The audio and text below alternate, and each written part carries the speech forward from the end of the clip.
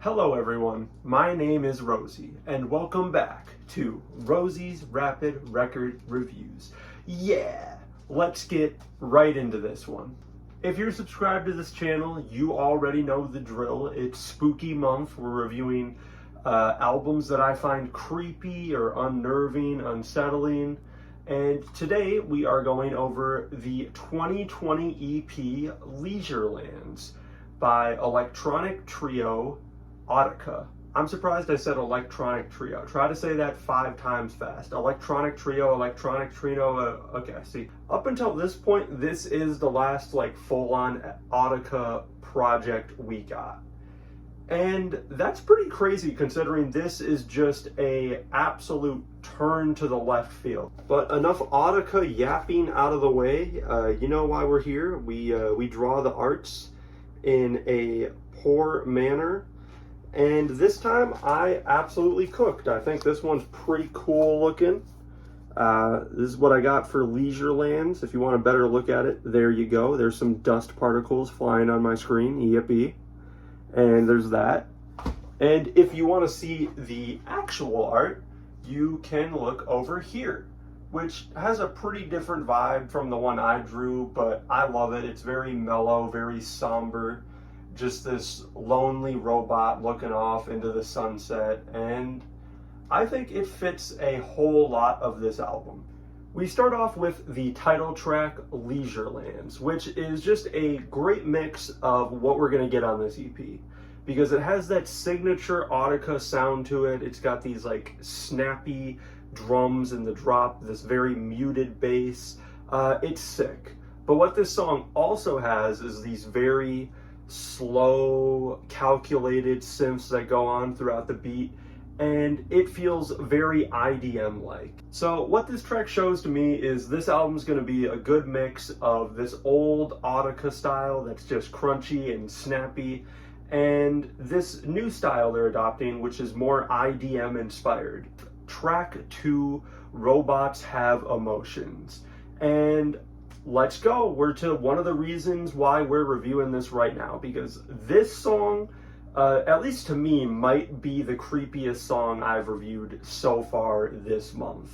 And it all has to do with this first half. But these sounds are so just weird, just a little too high-pitched to be normal. They sound robotic. And the way they're put together in this drop, just trading from one weird high-pitched sound to the next, it just all feels so unsettling. And it makes for a cool drop that has grit to it, that's just brutal to listen to, but it also has you kind of uneasy. That all transitions perfectly into the second half of the song though, where we get this either violin or cello that's playing, that's a lot more mellow, more human sounding. Those synths are still there, only this time they're a little bit quieter and there's more reverb on them, so they sound a little more pleasant, angelic, I'd say. And it just goes from this uncanny valley type drop into the second half where it's just a more beautiful, pleasant song, and you're just sitting there wow, that we really went from that to this. Until the Morning is another great one. It's very mellow and lo-fi IDM inspired stuff. There's just all these really great warm melodies, and that only helps when about halfway through they get this piano in here, and it's just such a nice song. This is not something you would expect from the people who made Lost Souls and Robots Have Emotions 2 songs ago.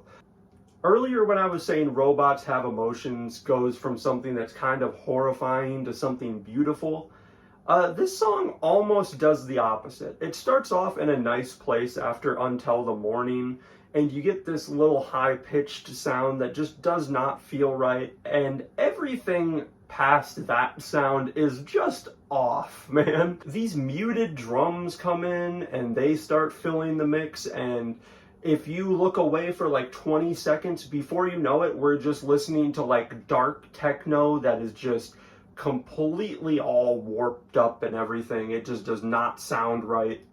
The next one, surprisingly, I would say is one of the more simple ones, but that's for a good reason. And this is the track Grass, which on first listen was my favorite. It still might be my favorite up to this point. Robots Have Emotions is definitely up there, but this melody is just killer. There's something a little unsettling about it. I think it's just the way it kind of drags on. It's very Boards of Canada-esque. This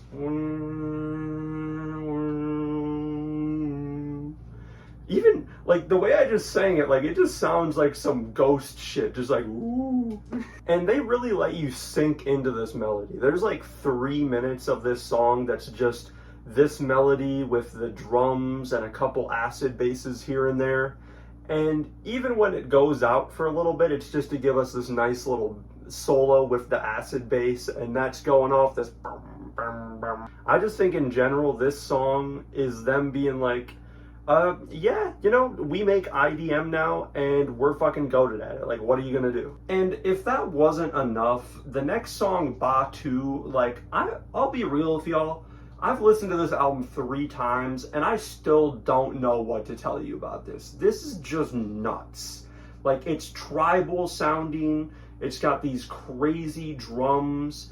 These basses are just wild. I don't even know how to really explain it. It's very out of left field for them.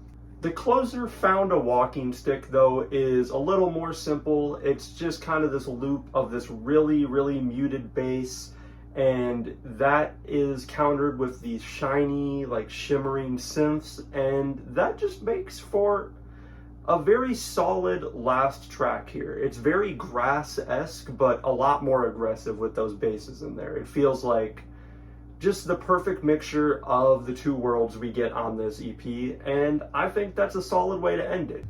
But this has been me. That's Steve. Thank you for watching. I think I've been very scattered on this review. I hope it comes out well, but you know, we'll see in the end. Thank you for watching. I'm gonna play my favorite bits here, and I will see you all in the next one. RRRR.